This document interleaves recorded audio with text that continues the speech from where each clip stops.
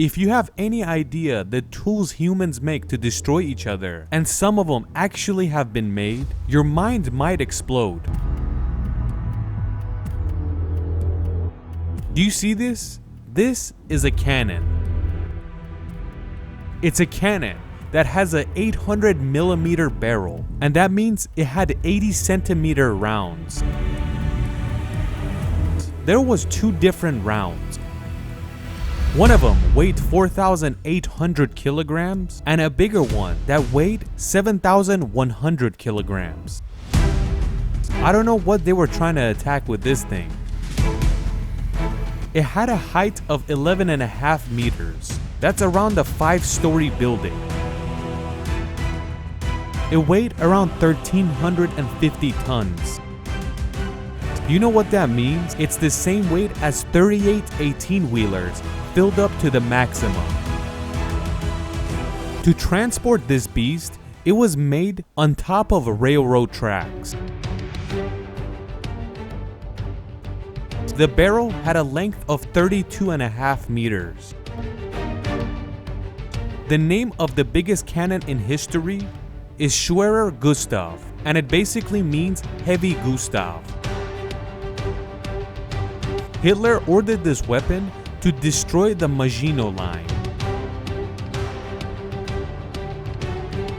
The Maginot Line was a way of France defending themselves against Germany. It was basically a bunch of reinforced walls with weapons inside them. This cannon was built, but outside of this cannon, Germany never attacked through the Maginot Line. They took over France from Belgium, and that is why the cannon wasn't used for that part. But since it was built before the war, it was designed to fire at the Maginot Line from very far away, and it was meant to destroy 7 meters of reinforced concrete. Do you know what 7 meters of concrete means? That means it has the same strength as a steel plate that's 1 meter in thickness. Even though it was built for the Maginot Line, throughout the war, it was attacking the Allies.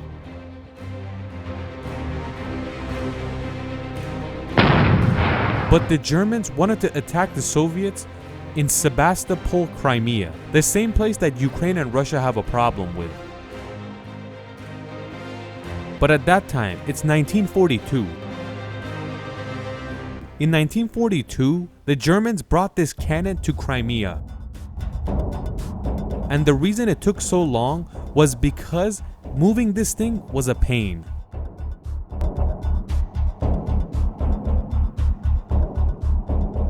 The rails could not handle the weight of this thing. That is why the Germans had to reinforce the rails before it got on top. And for it to be safe in Crimea, they built a giant tunnel for it. So when they don't need it, they could put it inside the tunnel, so the Allies could not attack it. You might not believe it, but this cannon was like a factory because it had 500 workers, and most of them were engineers and technicians, and they had to work together to have this weapon operate with no problem.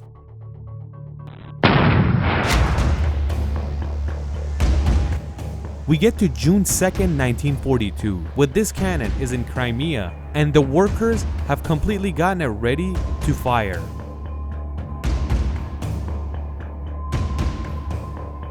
We said it had 2 different rounds. The small one was 4,800 kilograms, and when it fired, it got out there at the speed of 820 meters per second, and it traveled for 48 kilometers.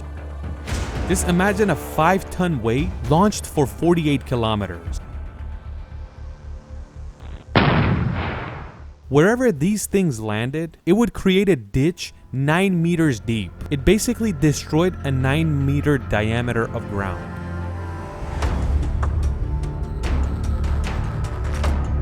The bigger round, which had a weight of more than 7 tons, it was meant to destroy reinforced concrete walls. When this was launched by the Gustav, it had a speed of 720 meters per second, and it would travel for 37 kilometers. One of the most famous places this thing has attacked in Crimea, it was a storage of the Soviet army, and it was called the White Cliffs. Basically, the Gustav attacks it, and with one bullet, it destroys the whole entire place, and their storage was completely demolished.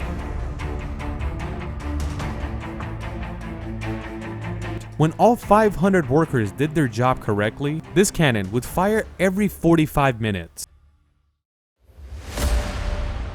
In 1 month's time, Gustav shot 300 rounds, and all this firing kind of destroyed the main barrel, and it needed to be exchanged.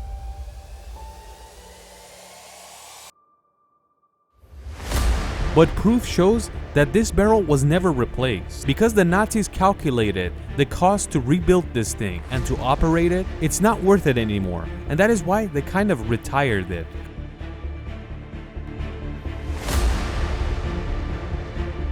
After 1942, the technology moved towards missiles. And they thought, instead of spending money on cannons, let's build missiles. When this thing was destroyed, there was no more news until we get to 1945.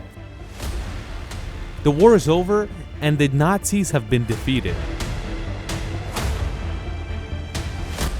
A destroyed Gustav was found in Grafenwohr. They don't know if they destroyed it for recycling or they didn't want anyone to know how it was built. But in the Krupp AG company that was the builder of Gustav cannon, giant barrels have been found there.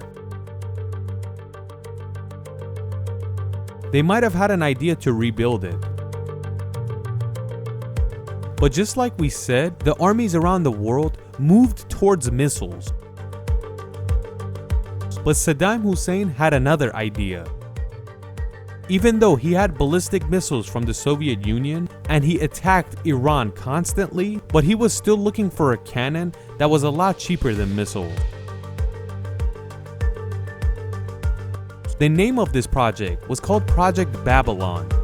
It was planned to fire into space and, just like a ballistic missiles, come back into Earth. These cannons were designed at 2,100 tons. The barrel was 156 meters and it had a diameter of 1 meter, so 1,000 millimeter rounds. This is the same time that Saddam is in a war with Iran. But the project was never finished, and after the Iran war, he attacked Kuwait. And after that war, United Nations basically came and stopped the project.